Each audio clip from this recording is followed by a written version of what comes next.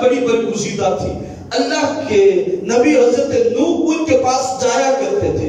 اس بوڑھی اماں کا کوئی سہارا نہ تھا. اس کی ایک ٹوٹی ہوئی کوٹھڑی تھی, وہ کچی کوٹھڑی میں رہا کرتی تھی. حضرت نوح نے جب انہیں ذکر کیا کہ اللہ کی جانب سے اس قوم کے تقاضے پہ اب عذاب اترنے والا ہے تو میں بیڑا بنا رہا ہوں, تو اس میں جو ماننے والے ہیں اللہ کے ان کو لے جاؤں گا. تو اس بوڑھی نے کہا تھا, اے نوح میرے بیٹے, جب تو اس کشتی کو بنا لے, اللہ کا عذاب آ جائے تو مجھے بھی ساتھ لے جانا. دیکھیں میرے رب کیسا پھر انداز اپناتا ہے اور اپنے بندوں کو کئی چیزیں دکھاتا ہے.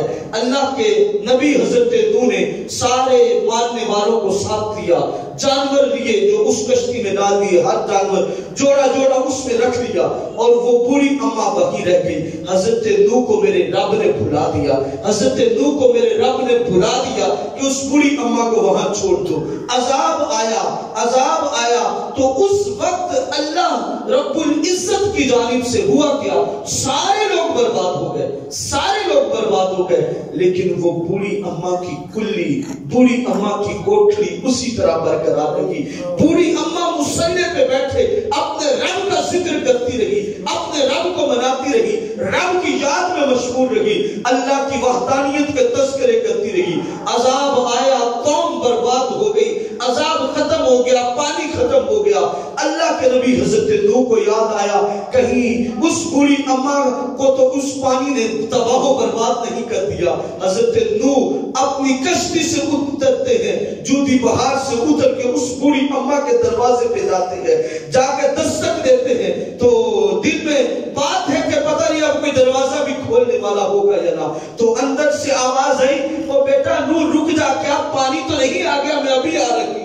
اماں کی یہ آواز سن کے حضرت نوح مسکرانے لگے اور اللہ کی قدرت, اللہ کی طاقت اور قوت پہ اس کا شکر کرنے لگے. تو حضرت نوح جب اس بوڑھی اماں سے ملتے ہیں تو وہ بوڑھی اماں کہتی ہے, اے نوح رب کی جانب سے عذاب آ رہا ہے. حضرت نوح کہتے ہیں, اماں عذاب آیا, پانی پہاڑوں کے اوپر سے چلتا رہا اور تیری یہاں کوٹھڑی اسی طرح لگی, تجھے کچھ نہیں ہوا.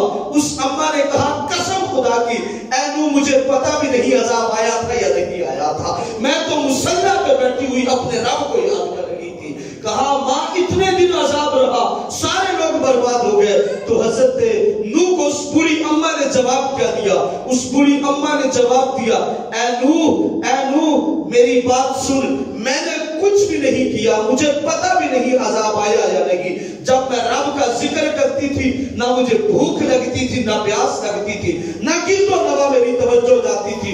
کیوں؟ وَمَنْ يَتَوَكَّلْ عَلَى اللَّهِ فَهُوَ حَسْبُهُ, میرا توکل اللہ پہ تھا, بس میرا رب میرے لیے کافی و کافی تھا.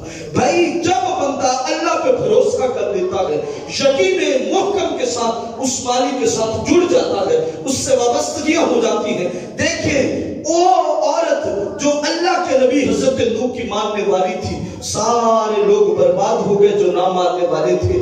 ہر جگہ پانی اونچائیوں پہ تھا, اس کی کچی کوٹھڑی کلی میں پانی کا قطرہ تک نہ آیا.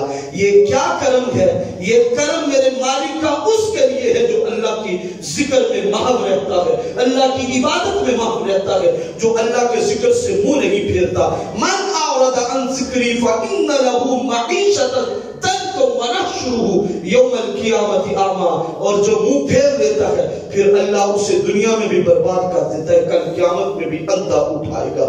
نہ اس کے رزق میں برکتیں, نہ کاروبار میں وسعتیں.